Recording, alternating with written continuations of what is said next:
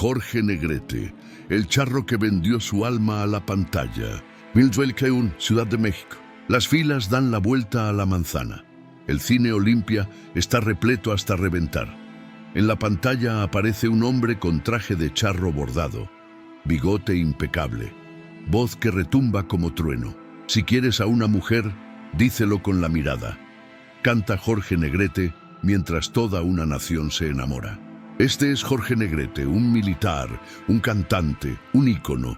Pero la verdad sobre quién era realmente te va a impactar, porque detrás del traje de charro bordado en plata y el bigote perfecto, había un hombre atrapado entre la imagen que vendía y el alma que ocultaba, y su historia es más trágica, más compleja, más devastadora que cualquier película que filmó jamás.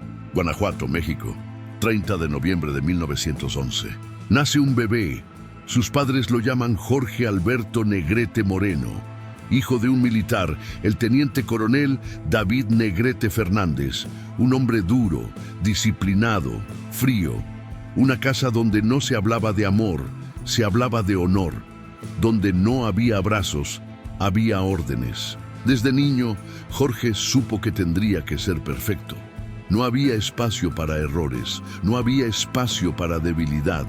Su padre esperaba que siguiera sus pasos, que se convirtiera en un soldado ejemplar, que honrara el apellido Negrete con sangre, sudor y disciplina. Y Jorge obedeció. A los 14 años entró al heroico colegio militar. Aprendió a montar a caballo con precisión militar. Se graduó como teniente de caballería con las más altas calificaciones de su generación. Un soldado modelo, un hijo ejemplar. Pero había un secreto que Jorge guardaba como si fuera dinamita. Le gustaba cantar. 1930, Ciudad de México. Jorge, ahora con 19 años, solicita permiso para tomar clases de canto con el maestro José Pierson. Su padre lo mira con desprecio, pero Jorge insiste. Por primera vez en su vida, desafía la autoridad paterna. En 1931, con el grado de capitán segundo, Jorge Negrete hizo algo impensable para un militar de carrera. Solicitó licencia ilimitada del ejército mexicano. Su padre nunca lo perdonó. Jorge comenzó a cantar en la radiodifusora Quisetr, canciones románticas, arias operísticas, música napolitana. Usó el seudónimo Alberto Moreno porque tenía miedo de fracasar. Miedo de que su verdadero nombre quedara manchado si no lo lograba. Pero un locutor llamado Arturo de Córdoba le dijo algo que cambiaría todo. Usa tu verdadero nombre, Jorge. Tienes que creer en ti mismo. Y así nació el Jorge Negrete que el mundo conocería. 1937, el debut cinematográfico. Su primera película fue La Madrina del Diablo. Nadie esperaba nada especial. Pero cuando Jorge apareció en pantalla con su presencia magnética, su voz potente, su aspecto viril, algo sucedió. El público enloquecía. Las mujeres suspiraban. Los hombres querían ser como él.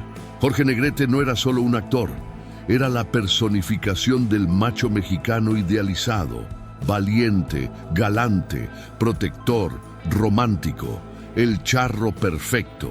Pero había un problema devastador. Esa imagen era una prisión de la que nunca podría escapar.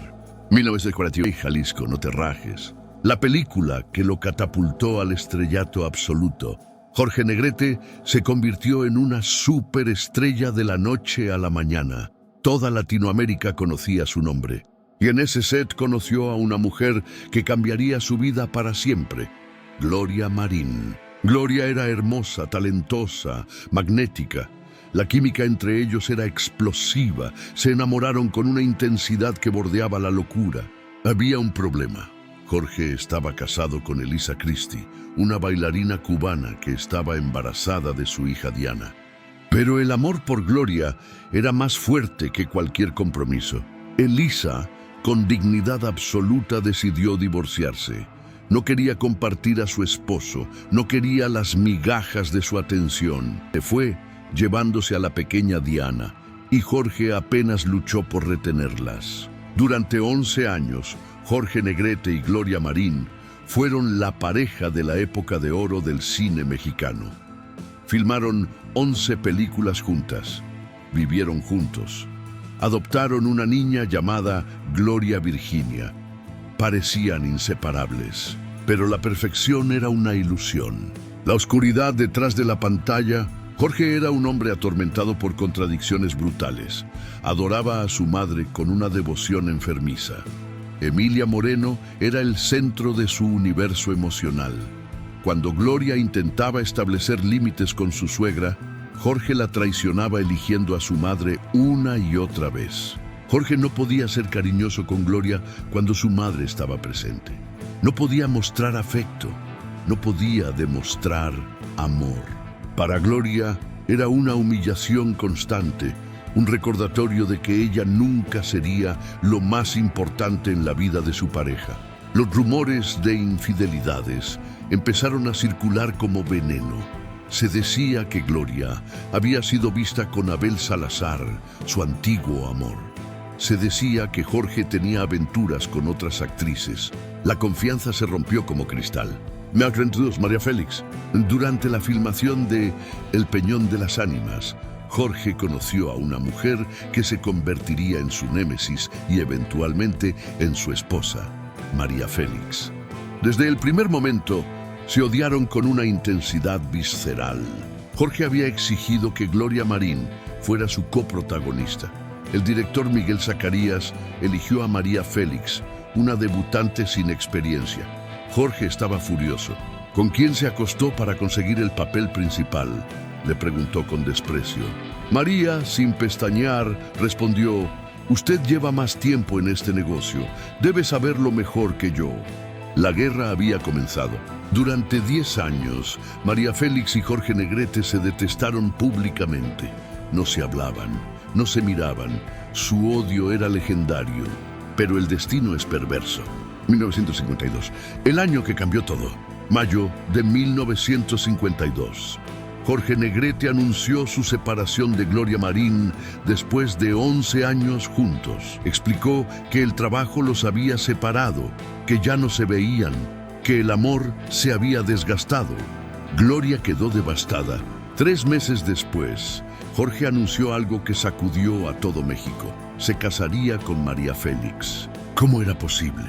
¿Cómo pasaron del odio al amor en cuestión de semanas? Muchos dijeron que era despecho, que Jorge estaba tratando de olvidar a Gloria, que María estaba aprovechándose de su vulnerabilidad. Pero el 18 de octubre de 1952 se celebró la boda del siglo. La finca Catipoato, propiedad de María Félix, se transformó en un espectáculo mexicano. Más de 500 invitados, Frida Kahlo y Diego Rivera como testigos, Octavio Paz, Emilio El Indio Fernández, Salvador Novo, la élite cultural del país. María llegó en un Cadillac, vestida con un traje rosa diseñado por Armando Valdés Pesa, el cabello trenzado, joyas de filigrana. Jorge la esperaba vestido de charro marrón, con hilos plateados, un zarape monumental sobre los hombros. La boda fue transmitida en vivo por radio. Todo México escuchó cómo el charro cantor y la doña prometían amarse hasta que la muerte los separara. El regalo de bodas de Jorge a María fue un collar de esmeraldas valuado en 300,000 pesos. Un collar que nunca terminaría de pagar. Un collar que nunca terminaría de pagar. 53, el final. Jorge ya estaba enfermo. Desde 1936 había contraído hepatitis C, una enfermedad que lentamente estaba destruyendo su hígado. Para 1953, la cirrosis hepática estaba en estado avanzado. Pero Jorge seguía trabajando, seguía filmando, seguía actuando. Durante el rodaje de El Rapto, su última película con María, el equipo de producción notó algo aterrador. Jorge se desmayaba constantemente. Tenía que ser revivido entre toma y toma.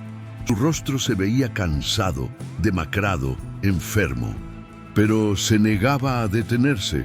«Debo terminar esta película», repetía una y otra vez. En diciembre de 1953, Jorge viajó a Los Ángeles para una gira artística. el 1 de diciembre, asistió a una pelea de boxeo del mexicano Raúl Macías. En medio del combate, Jorge gritó con entusiasmo: «Pégale duro, ratón». En ese momento, una varice de su esófago se reventó. La hemorragia fue masiva, catastrófica. Fue trasladado de emergencia al hospital Lebanon Cedars. Entró en coma. María Félix voló desde México. Su madre Emilia, sus hermanos, todos corrieron a su lado. Durante 5 días, México contuvo la respiración esperando noticias. El 5 de diciembre de 1953, Jorge Negrete falleció a los 42 años. La tarde de ese día, en todos los cines de México apareció el aviso de su muerte. Se guardaron 5 minutos de silencio. El país entero lloró. El funeral que detuvo a México.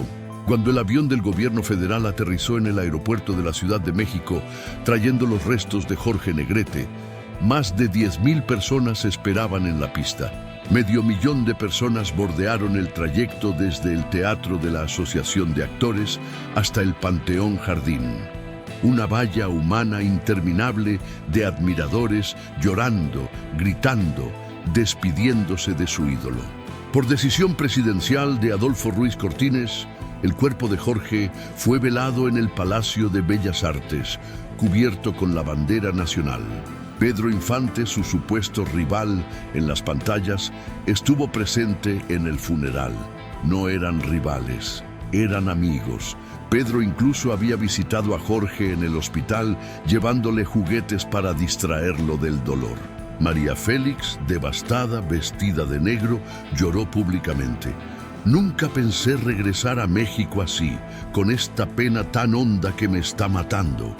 Gloria Marín, refugiada en su rancho en Morelos, también lloró al enterarse de la noticia. Raúl Corrales, fotógrafo y amigo íntimo de Jorge, reveló años después: «A Jorge no lo mató la cirrosis hepática. Lo mató su desmedido amor por Gloria Marín». El collar de esmeraldas que nunca pagó. Después de la muerte de Jorge, se descubrió algo devastador. El collar de esmeraldas que le había regalado a María Félix en su boda nunca fue pagado completamente. La familia de Jorge exigió que María devolviera la joya. María se negó rotundamente. «Este collar fue un regalo de mi esposo. Es mío y seguirá siendo mío hasta el día de mi muerte». Y así fue. María Félix conservó el collar hasta su propia muerte en 2002. El legado envenenado. Entonces, después de conocer toda esta historia, ¿quién fue Jorge Negrete realmente? Un militar disciplinado que abandonó su carrera por una pasión prohibida. Entonces, después de conocer toda esta historia, ¿quién fue Jorge Negrete realmente? Un cantante con una voz portentosa que podía llenar estadios y hacer llorar multitudes. Un actor que personificó al charro mexicano idealizado, convirtiéndose en prisionero de esa imagen perfecta. Un hombre que amó intensamente, pero que nunca pudo ser fiel ni a sus parejas ni a sí mismo. Un padre ausente que apenas conoció a su única hija. Un luchador social que fundó el Sindicato de Trabajadores Cinematográficos y reorganizó la Asociación Nacional de Actores, peleando por los derechos de sus colegas mientras su propia vida se desmoronaba.